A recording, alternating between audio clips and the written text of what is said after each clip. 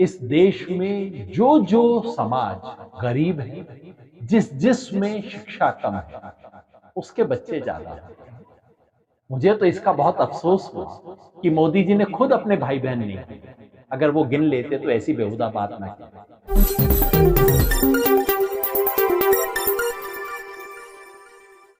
ये जो सियासत हो रही है, ये धर्म को लेके नहीं हो रही है। धर्म तो बड़ा सुंदर शब्द है। अगर सड़क पे कोई आदमी गिरा हुआ मिल जाए एक्सीडेंट, तो धर्म बनता है कि उसको ले जाके अस्पताल लेके जाएं। ये सियासत सिर्फ और सिर्फ वोट की है। ये सियासत सिर्फ लोगों को उल्लू बनाने के लिए है। ये सियासत इस देश में नफरत पैदा करने के लिए है। इसको हिंदू कहना, मुसलमान कहना, इसको सिख कहना बिल्कुल गलत होगा। सिर्फ हिंदुओं का नाम ले लेके इस देश के लोगों को भड़काना, उसकी आंख में धूल झोंकना और उनकी नजर सही सवालों से हटाने का सारा खेल है। सीधी जुबान में बोलूं तो घर में आग लगा के उस पे इलेक्शन की रोटी सेकने का खेल है। इसको धर्म जैसा सुंदर नाम मत दीजिए। ये जो इलेक्टोरल बॉन्ड है, ये आजाद हिंदुस्तान के इतिहास में सबसे बड़ा स्कैम है, सबसे बड़ी ठगी है। ये जो बॉन्ड ये है क्या? ये सीधे सीधे चंदा लो धंधा दो की योजना है। और मैं चाहता हूं कि हिंदुस्तान के आवाम को पता लगे कि बीजेपी ने 8,000 करोड़ रुपया चंदा लिया। इस काम के लिए लिया, पार्टी चलाने के लिए। काम क्या किया? उसके जरिए इन चंदा देने वाली कंपनियों को ठेके दिए। 4 लाख करोड़ रुपए के ठेके लिए। जिन कंपनियों को खराब दवा बना के लोगों की, बच्चों की जान खतरे में डालने का जिन कंपनियों पे आरोप था, चंदा लेके उन कंपनियों को क्लीन चिट दिया। जो ठेके होने चाहिए थे, जो टेंडर होने चाहिए थे, उनको खत्म किया। तो ये तो बिल्कुल खुल्लम खुल्ला, इससे बड़ा भ्रष्टाचार क्या होगा। और अगर इस पे इन लोगों को सजा नहीं मिलती, ये कहते हैं भ्रष्टाचारी को नहीं छोड़ेंगे। मुझे लगता है कि प्रधानमंत्री कह रहे हैं किसी भी भ्रष्टाचारी को बीजेपी के बाहर नहीं छोड़ेंगे, सबको बीजेपी के अंदर लेके आएंगे। नहीं तो ये हो क्या रहा है? अगर आप अरविंद केजरीवाल को भ्रष्टाचार के नाम पे गिरफ्तार करते हो, आप हेमंत सोरेन को गिरफ्तार करते हो, तो फिर तो इलेक्टोरल बॉन्ड में मोदी जी की आधी कैबिनेट को गिरफ्तार करना चाहिए। क्यों नहीं किया जाता? सच ये है कि ये जितने भी घोटाले इस देश में हुए, उनसे बड़ा घोटाला है। ये एक ऐसा घोटाला है जिसमें सारे सबूत हमारी आंख के सामने हैं, और सबूत किसी दूसरे का इल्जाम नहीं है, सुप्रीम कोर्ट के दिए हुए सबूत है। और कैसा सबूत चाहिए?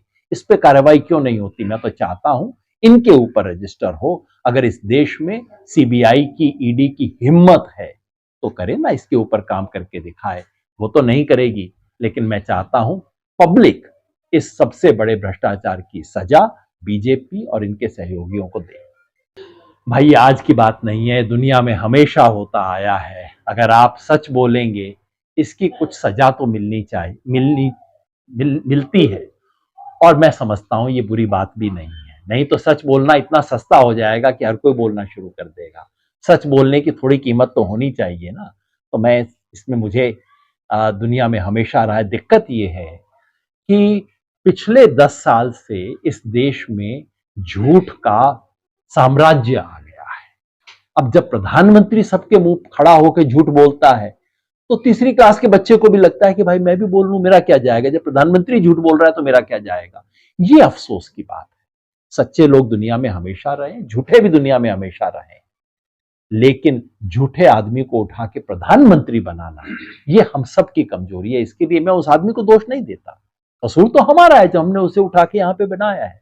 और जिस दिन इस देश में लोग सच बोलना, सच की इज्जत करना शुरू कर देंगे, ऐसे लोग अपने आप नीचे उतर जाएंगे। फिर आपके सवाल का कहना ये भी है कि मुसलमानों के बच्चों को ज्यादातर पैदा करने के लिए जो हमेशा सवाल उठाते हैं, तो उसके लिए आप क्या करना चाहेंगे?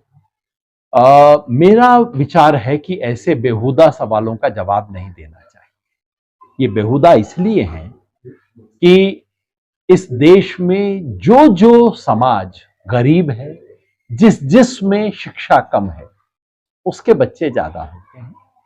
मुझे तो इसका बहुत अफसोस हुआ कि मोदी जी ने खुद अपने भाई बहन नहीं गिने। अगर वो गिन लेते तो ऐसी बेहुदा बात ना कहते। अमित शाह से नहीं पूछा कि कितने भाई बहन तुम्हारे घर के अंदर हैं, पूछ लेते तो ऐसी बेहुदा बात ना कहते।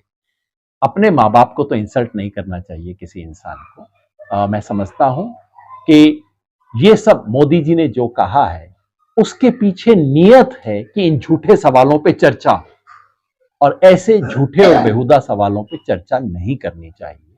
सवाल वही पूछने चाहिए जो इस देश के सवाल हैं। सवाल है महंगाई का, सवाल है बेरोजगारी का, सवाल है इस देश में किसान की हालत का, सवाल है इस देश में औरतों की हिफाजत का, सवाल है इस देश में हो रहे इलेक्टोरल बॉन्ड जैसे स्कैम का, सवाल है मोदानी का। ये सवाल पूछिए। ये देश में आज मोदी के सामने मुद्दा खड़ा है, मुद्दे का जवाब नहीं पड़ रहा, इसलिए इस किस्म की बातें करते हैं। सर, इस सब के लेकर इसके लिए क्या ठोस कदम उठा सकते हैं?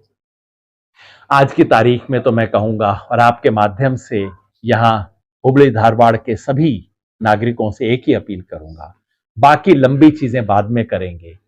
फिलहाल तो 7 तारीख को वोट डाल के आइए। ये निशान जो लगा है, ये निशान इस देश की जमहूरियत का निशान है, ये निशान हमारे हक हुकूक का निशान होगा, ये निशान हमारे संविधान का निशान होगा। तो मैं सबसे अपील करूंगा, तमाम का काम वाम को छोड़ के सबसे पहले वोट दीजिए। ये नॉर्मल इलेक्शन नहीं है, ये इलेक्शन सिर्फ संसद बनाने का नहीं है, संविधान बचाने का इलेक्शन है। इसलिए बाकी सब बातों को, छोटे मोटे गिले शिकवे सबको बाजू में रख के सिर्फ एक चीज सोच के जाइए कि जब इस देश की संसद में हमारे संविधान को हटाने के लिए, उसे तोड़ने के लिए कोशिश होगी, तो जिस शख्स को मैं वोट दे के भेज रहा हूं वो संविधान को तोड़ने के लिए वोट देगा या संविधान को बचाने के लिए वोट देगा। मुझे तो सिर्फ एक चीज समझ आती है कि मरते वक्त ये गिला न रह जाए कि मैं कुछ कर सकता था जो मैंने नहीं किया। बस ये चीज सोचता हूं, जो कुछ किया जा सकता है करता हूं। इनका नारा है इस बार 400 पार, उसके लिए ये 400 पार का नारा और कुछ नहीं है, 420 है। ये सिर्फ इसलिए उठाया गया है, इसे कहते हैं हम हरियाणा में धूल में लठ मारना, कि धूल में इतना जोर से लाठी मारो खूब धूल उठेगी, और जब तक लोग अपनी आंख मसलेंगे इतने में काम निकल जाएगा चोर का। ये 400 पार बिल्कुल वही नारा है। नारा ये है कि ताकि सब लोग वो हो जाए, अरे बाबा रे 400 पार 400 पार। हकीकत ये है कि 300 इनको दिखाई नहीं दे रहा जो 400 पार की बात कर रहे हैं। हकीकत ये है कि कागज पे बैठ जाइए, 272 का हिसाब इनका नहीं बन रहा है। हकीकत ये है कि महाराष्ट्र में, कर्नाटका में, राजस्थान, उत्तर प्रदेश और बिहार, सब जगह बीजेपी कम से कम 10-10 सीट डाउन जा रही है। इसको छुपाने के लिए 400 पार की बात हो रही है। इनका साइकोलॉजिकल खेल है जिसका हिस्सा हमें नहीं बनना चाहिए।